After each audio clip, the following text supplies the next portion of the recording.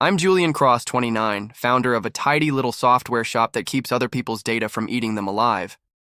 Parents brag, brother builds furniture, dog, Rusty, believes every human is a bacon tree. Life? Smooth. Condo with a view, a ring in the sock drawer, and a fiancé who could sell sunlight. Marissa Quinn, marketing ace, elegant, organized, impossible not to love. We were planning a wedding with spreadsheets that looked like NASA launch checklists. Venues, bands, cake, every box ticked. Her best friend Bianca, professional hostess, amateur hurricane, offered to run Marissa's birthday. Classy loft soiree, then a small invite-only after thing for the core. I had a 7 a.m. client demo that could double my company's revenue. We agreed. I'd peel off early, she'd be home by 1. Kiss heart emoji done. The public party was perfect. Speeches, jazz trio, a ring that made people gasp twice. Around 10:30, Bianca started funneling the core to the Avalon loft. Marissa squeezed my tie, promised she wouldn't be late, and disappeared into a sparkle of compliments and perfume. I drove home, rehearsed the demo once more, fell asleep, like a man with nothing to worry about. 2 nights later, prepping another deck, I opened our pristine, color-coded cloud. New folder, Avalon 28. I expected champagne pics and off-key harmonies. Instead, I got low-light, shaky hand footage and a laugh I knew better than my own signature. The after thing was a curated mixtape of her past lovers, Philosophy Derek, Trainer Marcus, even the starving artist that fed on excuses. Lines. Blurred. Boundaries evaporated. Someone filmed everything like it was a thesis on closure. The worst part wasn't the acts. It was her face, lit with a joy I'd never seen. Not reluctant, not conflicted, radiant. I didn't throw anything. I didn't call. I learned a new temperature of rage, the kind that plans. I kept showing up. Cake tastings, linen swatches, polite dinners with the in-laws. I spoke in parables that weren't parables. Lemon cuts through sweetness, I told the baker. It brings out the truth underneath. To truth, I toasted at her parents' table.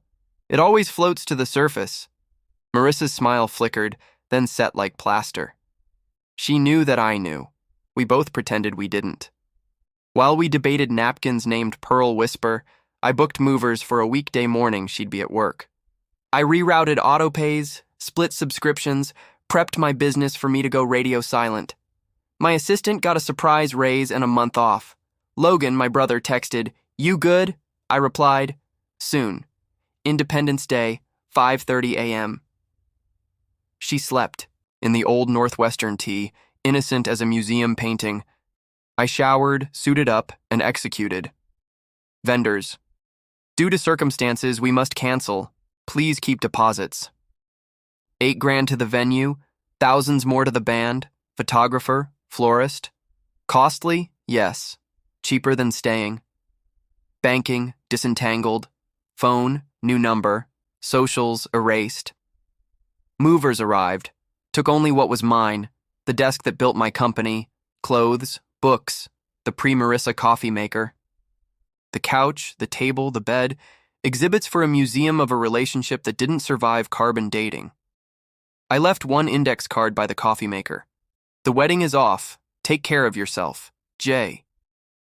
Then I checked into a beige, anonymous, extended stay under an alias and breathed air that didn't smell like lies. I wasn't interested in a scene. I was interested in consequences. I packaged the truth. Dates, times, the files already synced by her own fastidious cloud settings, and shared it privately with the only people who needed to see it. Her parents, my parents, the wedding party, Bianca's fiancé. No commentary. No insults. Just, here is what happened. Act accordingly. The internet did what the internet does. Screenshots crept. Rumors ran. Bianca's engagement exploded. A couple of Marissa's friends went home to marriages that now required lawyers and tests. Marissa's firm restructured her role after clients found the mirror someone inevitably posted. I took my links down once truth no longer needed my help. Permanence doesn't ask permission. Logan found my hotel and called me a machine. This isn't you. It's not revenge, I said. It's consequence management. And then I slept 8 hours at a stretch for the first time in months. 2 years later, I met Marissa by the heirloom tomatoes at Whole Foods, sunglasses indoors, smaller somehow. She tried apologies with therapist-grade phrasing about pressure and perfection and losing herself. "Do you hate me?" she asked. "Hate means you still matter," I said, testing a tomato, setting it back. "You don't." I went home to my wife, Dr. Harper Lynn, a pediatric cardiac surgeon who has no bandwidth for games and every skill you want in a partner. Clear eyes, steady hands, no appetite for pretty lies.